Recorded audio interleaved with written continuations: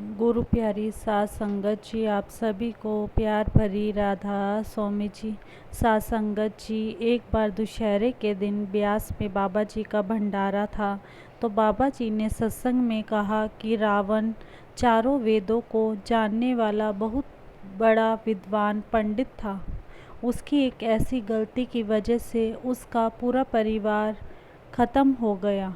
बाबा जी ने समझाया, अगर कोई औरत हमसे बड़ी है तो उसे अपनी बड़ी बहन समझे, अगर बुज़ुर्ग है तो अपनी माँ समझे, अगर बच्ची है तो अपनी बेटी समझे। रावण की एक गलती के कारण हर साल उसका और उसके परिवार का पुतला जलाया जाता है। अपनी नज़र को साफ रखें और भजन सिमरन पर जोर दें।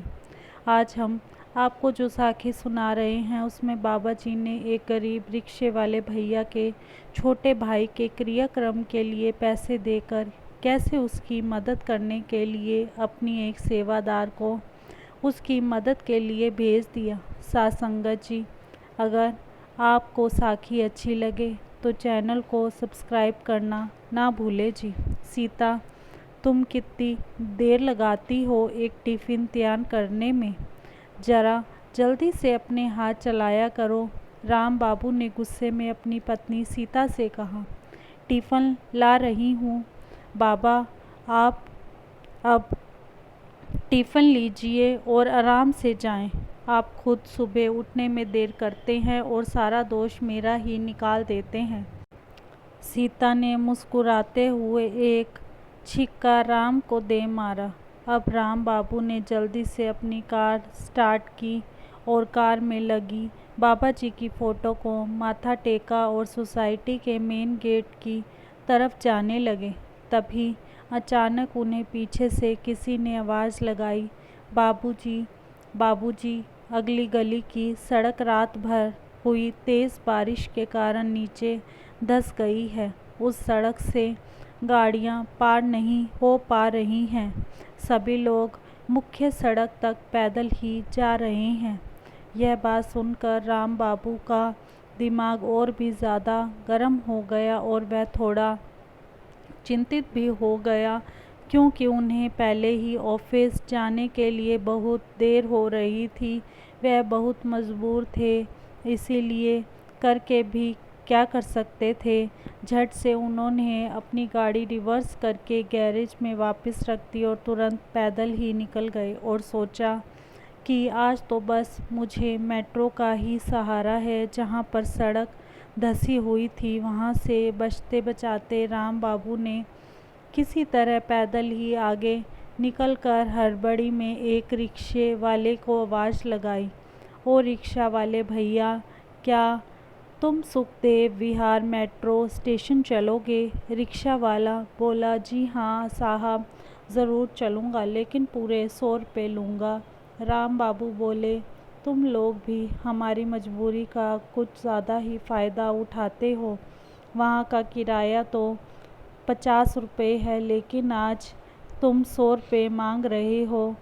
लूट लो तुम हमें, जब तक ऊपर वाला तुम्हारा साथ देता है। राम बाबू गुस्से में बोले, फिर कुछ बुदबुदाते हुए बेमन से ही लाचारी से उस रिक्शे में बैठ गए और उस भाई को चलने का इशारा किया। रिक्शे वाले ने उनका आदेश पाकर रिक्शे के पैडल को दबाया और फिर रिक्शे के पहियों ने गति पकड़ ली। राम बाबू बोले, भैया थोड़ा मेट्रो स्टेशन तक जल्दी चलना, पहले ही मुझे ऑफिस के लिए बहुत देर हो चुकी है।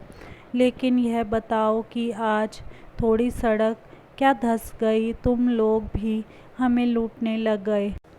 हद कर दी तुमने यार, मौके का कितना फ़ायदा उठाते हो। राम बाबू ने उससे कहा। रिक्शा वाला उदास होकर बोला, ऐसा नहीं है साहब, मुझे थोड़ी मजबूरी है और साथ ही साथ मैं हालात का मारा हुआ भी हूँ। रिक्शे वाले ने अपनी सफाई देनी चाहिए, ऐसी भी क्या मजबूरी है कि तुम दिन दिहाड़े डाका डालने लगे।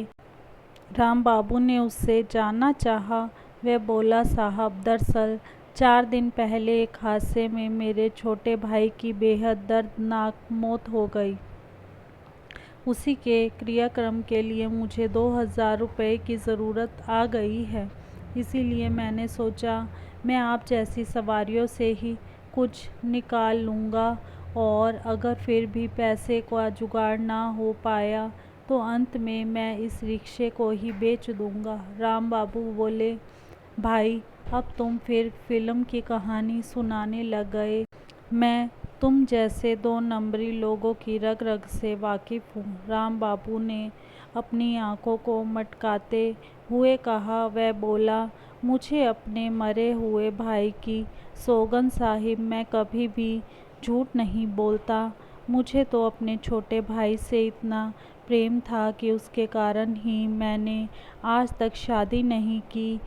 कहीं अपने बीवी बच्चों के चक्कर में मेरा प्यार बट न जाए। रिक्शे वाले ने धीमी सी आवाज़ में कहा, बाबूजी, मेरे पिताजी तो पहले ही चले गए थे। मेरे माँ ने हम दोनों भाइयों को बहुत मुश्किल से पाला पोसा, और मेरी माँ ने मरते समय मेरे छोटे भाई का हाथ मेरे हाथ में देकर कहा था कि बेटा, अपने छोटे भाई का पूरा ख्याल रखना।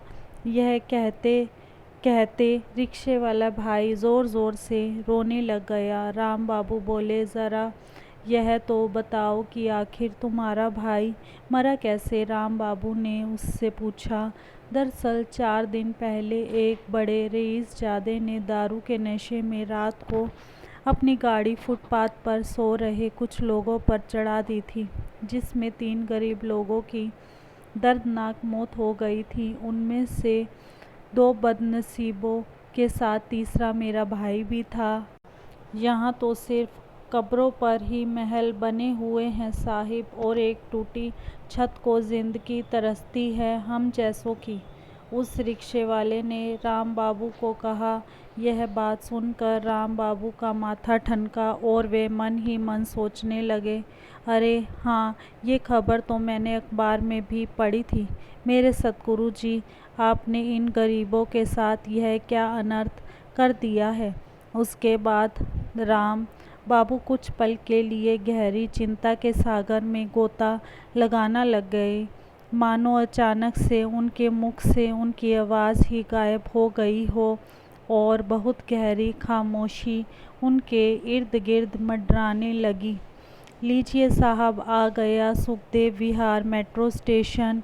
टिंग ट्रिंग घंटी बजाते ही हुए रिक्शे वाले ने अपनी रिक्शा की रफ्तार को वहीं पर रोक दिया। रिक्शा के पहिए सरकारी दफ्तर के बाबू की तरह आराम की मुद्रा में आ गए। एकदम से राम बाबू का ध्यान टूटा और वह जल्दी से रिक्शे से उतरकर अपना बटुआ निकाला। फिर राम बाबू ने अपने बटुए से कुछ रुपए निकाल कर रिक्शे वाले को देते हुए कहा, यह लो पकड़ो, लेकिन भाई अपनी रिक्शा को बिल्कुल भी मत बेचना। दोनों ने एक दूसरे की आंखों में 2-3 सेकंड तक देखा। फिर दनदनाते हुए राम बाबू मेट्रो की सीढ़ियों से सुकून की एक लंबी सांस लेते हुए नीचे उतरने लगे और एकदम से रिक्शे वाले की नज़रों से गायब हो गए। रिक्शे वाले ने जब अपनी मुट्ठी खोली और पैसे देखे तो उसके हाथ में 500-500 के 4 नोट थे। अब उस रिक्शा वाले भाई को बस यही अफसोस हो रहा था कि वह उस भले आदमी को धन्यवाद भी ना कह सका। वह तो बस लगातार ज़ोर ज़ोर से रोए जा रहा था और उस कुल मालिक का बार बार शुक्र कर रहा था कि हे मेरे सतगुरु, हे मेरे मालिक, मैं तो यह सोच रहा था कि मुझे तो 2-3 दिन और रात को रिक्शा चलानी पड़ेगी, तब ही जाकर शायद पैसे पूरे नहीं होंगे। पर बाबा जी, आज आपने यह पहली सवारी भेजकर ही मेरी सारी चिंता ख़त्म कर दी। अब मैं इन पैसों से आराम से अपने भाई का क्रियाक्रम कर सकूँगा। और वह रिक्शा वाला बाबा जी का बार बार शुक्र शुक्र करने लगा। शुक्र मालिका, शुक्र दाते, आपका बहुत बहुत शुक्रिया। इसी के साथ इजाज़त चाहते हैं। कल मिलते हैं अगली साखी में। तब तक के लिए राधा स्वामी जी। अगर आपको साखी अच्छी लगी हो तो कमेंट बॉक्स में राधा स्वामी अवश्य लिखें जी, और चैनल को सब्सक्राइब करना ना भूलें जी। राधा स्वामी जी।